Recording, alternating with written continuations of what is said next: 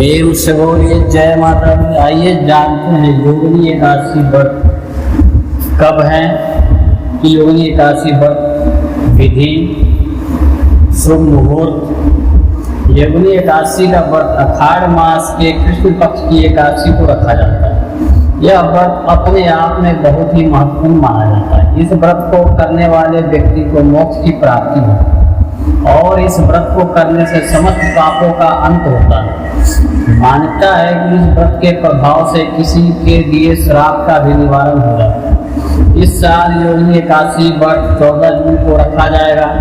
आइए आपको बताते हैं योगिनी एकादशी व्रत का महत्व और मान्यता और पूजा विधि। योगिनी एकादशी व्रत का शुभ मुहूर्त एकादशी तिथि 13 जून मंगलवार को सुबह 9:28 पर आरंभ होगी और यह तिथि 14 जून को सुबह 8:48 पर समाप्त होगी। उदय तिथि की मान्यता के अनुसार योगिनी एकादशी का व्रत 14 जून को रखा जाएगा और इसका पारण द्वादशी यानी कि 15 जून को होगा।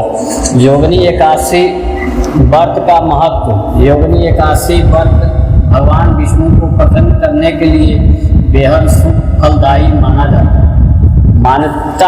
मान्यता के अनुसार इस व्रत को करने से आपके जीवन में आनंद और सुख समृद्धि बढ़ती है। इस व्रत को करने पर 88,000 ब्राह्मणों का भोज कराने के समतुल्य फल की प्राप्ति होती है। इस व्रत करने वाले के लिए मोक्ष की प्राप्ति का मार्ग सुगम होता है। इस व्रत को करने वाले व्यक्ति धरती पर सभी प्रकार के सुख भोगता है, परलोक में भी उसका स्थान बेहतर होता है। योगिनी एकादशी व्रत 14 जून बुधवार को रखा जाएगा। बुधवार को सुबह जल्दी उठकर स्नान कर ले और पीले वस्त्र धारण करें।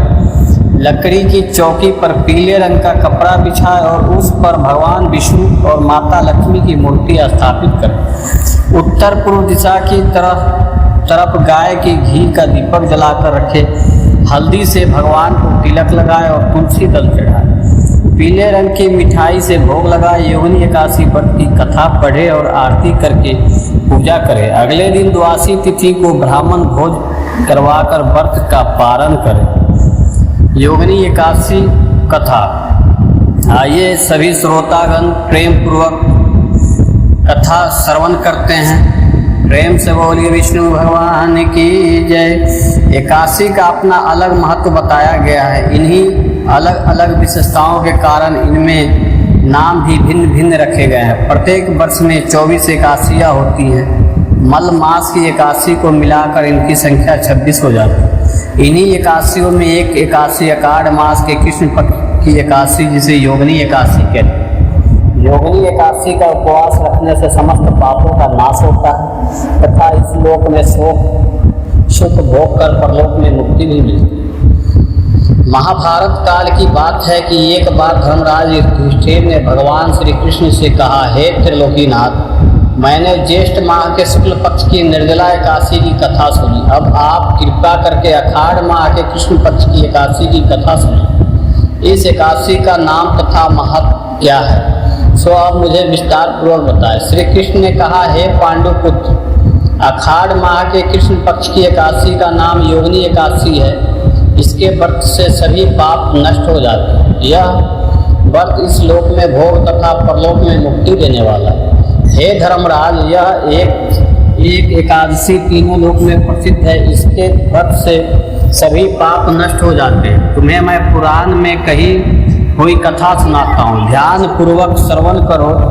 कुबेर नाम का एक राजा अलकापुरी नाम की नगरी में राज्य करता था। वह शिव भक्त था। उनका हेममाली नामक एक यक्ष सेवक था जो पूजा के लिए फूल लाया करता था। हेमामाली की विशालाक्षी नाम की अति सुंदर स्त्री थी। एक दिन वह मानसरोवर से पुष्प लेकर आया, किंतु काम सख्त होने के कारण पुष्प को रखकर अपनी स्त्री के साथ रमन करने लगा। इस भोग विलास में दोपहर हो गई। हेममाली की राह देखते देखते जब राजा कुबेर को दोपहर हो गई तो उसने क्रोध पूर्वक अपने सेवक को आज्ञा दी कि तुम लोग जाकर पता लगाओ कि हेममाली अभी तक पुष्प लेकर क्यों नहीं आए।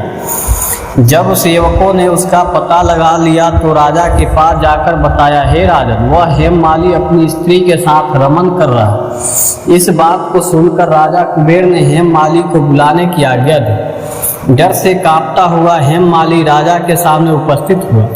उसे देखकर कुबेर को अत्यंत क्रोध आया और उसके होठ फड़फड़ाने लगे। राजा ने कहा, अरे अधर्मी, तूने मेरे परम पूज्य देवों के भी देव भगवान शिव जी का अपमान किया है। मैं तुम्हें श्राप देता हूँ कि तू स्त्री के वियोग में तड़पे और मृत्यु लोक में जाकर कोढ़ी का जीवन व्यतीत करे। कुबेर के श्राप से वह कच्छ संस्वर्ग से पृथ्वी पर आ गिरा और कोढ़ी हो गई। उसकी स्त्री भी उससे बिछड़ गई। मृत्यु लोक में आकर उसने अनेक भयंकर कष्ट भोगे, किंतु शिव की कृपा से उसकी बुद्धि मलिन ना हो और उसे पूर्व जन्म की भी सुध रही। अनेक कष्टों को भोगता हुआ तथा अपने पूर्व जन्मों के कुकर्मों को याद करता हुआ वह हिमालय पर्वत की तरफ चल पड़ा। चलते चलते वह मार्कंडेय ऋषि के आश्रम में जा पहुंचा। वह ऋषि अत्यंत वृद्ध तपस्वी थे। वह दूसरे ब्रह्मा के समान प्रतीत हो रहे थे और उनका वह आश्रम ब्रह्मा की सभा के समान शोभा दे रहा। ऋषि को देखकर हेममाली वहां गया और उन्हें प्रणाम करके उनके चरणों में गिर पड़ा। हेममाली को देखकर मार्कंडेय ऋषि ने कहा, तूने कौन से निकृष्ट कर्म किए हैं जिससे तू कोढ़ी हुआ है और भयानक कष्ट भोग रहा है। महर्षि की बात सुनकर हेममाली बोला, हे राजन, मुनि श्रेष्ठ, मैं राजा कुबेर का अनुचर था। मेरा नाम हेममाली। मैं प्रतिदिन मानसरोवर से फूल लाकर शिव पूजा के समय कुबेर को दिया करता था। एक दिन पत्नी सहवास के सुख में फंस जाने के